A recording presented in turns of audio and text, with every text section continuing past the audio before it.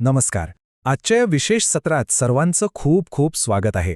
आज आपण एका अशा विषयावर चर्चा करणार आहोत जो आपल्या सर्वांच्याच जिव्हाळ्याचा आहे.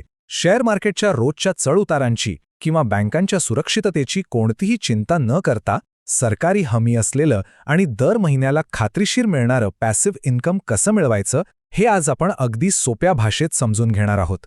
आजच्या या चर्चेचा आराखडा अगदी स्पष्ट आहे. सुरक्षित उत्पन्नाची गरज, या योजनेची मूलभूत माहिती, चक्रवाढ व्याजाची जादू वापरून परतावा कसा वाढवायचा, संपूर्ण कुटुंबासाठीचा 22,200 रुपयांचा मास्टर प्लॅन, पीपीएफ सोबत याची तुलना आणि शेवटी या योजनेचे काही महत्त्वाचे नियम आणि अटी. तर अजिबात वेळ न दवडता थेट मुख्य विषयाला सुरुवात करूया. चला तर मग आपला पहिला मुद्दा पाहूया, सुरक्षित पॅसिव्ह उत्पन्नाची गरज आणि आर्थिक जोखीम कशी दूर करायची.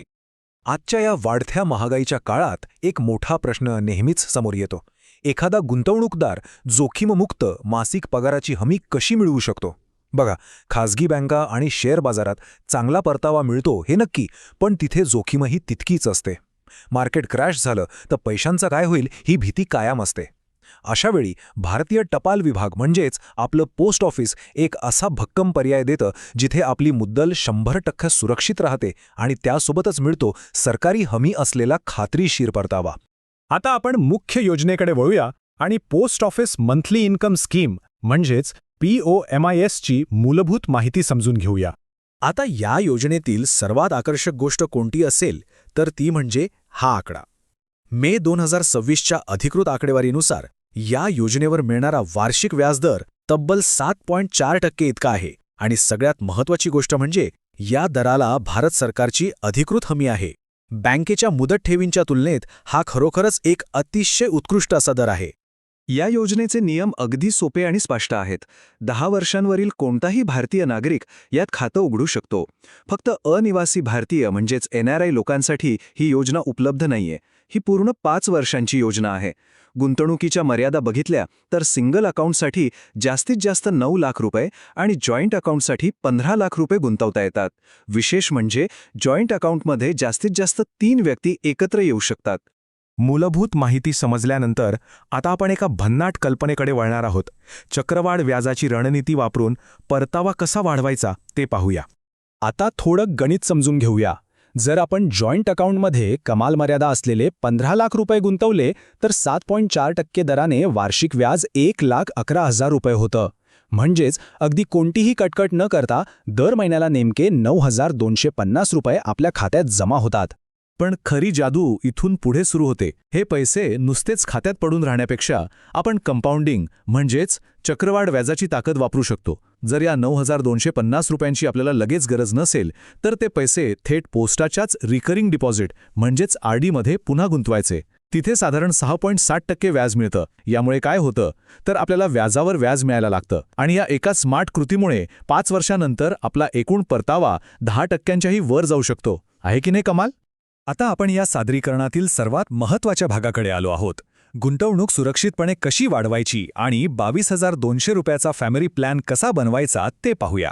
इथे आपण एका कुटुंबाचं उदाहरण घेऊया. समजा एका घरात पती, पत्नी, वडील आणि आई असे 4 प्रौढ सदस्य आहेत. आता प्रत्येकाची वैयक्तिक गुंतवणुकीची मर्यादा 9 लाख रुपये आहे. या नियमाचा हुशारीने वापर करून हे कुटुंब मिळून कायदेशीररित्या एकूण 36 लाख रुपयांचा एक मोठा गुंतवणूक निधी उभा करू शकतं. आता हे 36 लाख रुपये कसे विभागायचे याचं गणित नीट समजून घेऊ. पहिलं जॉईंट अकाउंट पती आणि पत्नी उघडतील, ज्यात 15 लाख गुंतवले जातील. त्यावर महिन्याला मिळतील 9,250 रुपये. दुसरं अकाउंट वडील आणि आई उघडतील. तिथेही 15 लाखांवर 9,250 रुपये मिळतील. आता 4ही सदस्यांची मिळून 6 लाख रुपयांची मर्यादा अजून शिल्लक आहे. त्यामुळे तिसरं अकाउंट पती आणि वडील उघडतील, ज्यात 3 लाख गुंतवले जातील. त्यावर मिळतील 1,850 रुपये. आणि चौथ्या अकाउंटमध्ये पत्नी आणि आई उरलेले 3 लाख गुंतवतील. तिथेही मिळतील 1,850 रुपये. या सर्वांची बेरीज केली तर या 4 सदस्यांच्या कुटुंबाला दर महिन्याला बरोबर 22,200 रुपयांचं सुरक्षित उत्पन्न मिळत राहील, अगदी घड्याळाच्या काट्यासारखं. या स्ट्रॅटेजीचा सर्वात मोठा फायदा कोणता असेल तर तो म्हणजे 5 वर्षांच्या लॉक इन कालावधीत केवळ या व्याजातून होणारी कमाई. आणि ती कमाई आहे तब्बल 13,32,000 रुपये. फक्त व्याज. आणि यात सर्वात दिलासादायक बाब म्हणजे आपली जी 36 लाखांची मूळ रक्कम आहे ती 100% पूर्णपणे सुरक्षित राहते. आता साहजिकच एक प्रश्न मनात येतो की इतर योजनांच्या तुलनेत ही योजना कुठे उभी राहते. त्यासाठी आपण POMIS आणि PPFची थोडक्यात तुलना करूया. पब्लिक प्रॉव्हिडंट फंड म्हणजेच PPF ही सुद्धा एक उत्तम सरकारी योजना आहे, पण दोघांचा उद्देश अगदी वेगळा आहे. ज्यांना आजच्या घडीला आपला चालू घरखर्च भागवण्यासाठी दर महिन्याला ठराविक आणि खात्रीशीर पैशांची गरज आहे, त्यांच्यासाठी पोस्ट ऑफिस MIS हा सर्वोत्तम पर्याय आहे, ज्याचा लॉक इन 5 वर्षांचा आहे.